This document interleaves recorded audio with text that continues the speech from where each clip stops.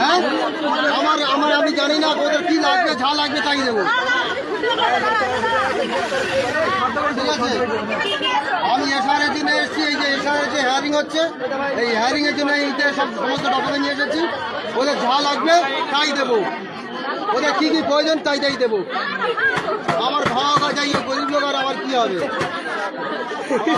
কাছে এটা দেবো, সব দেবো। তুমি কি বাংলাদেশ চলে যাবে বলে না, বাংলাদেশে যাতে না যেতে হয়, আমরা প্রকৃত ভারতের নাগরিক কিনা সেটা বিএলওরা দেখুক। আমার যত ডকুমেন্টস আছে আমি সব নিয়ে এসেছি।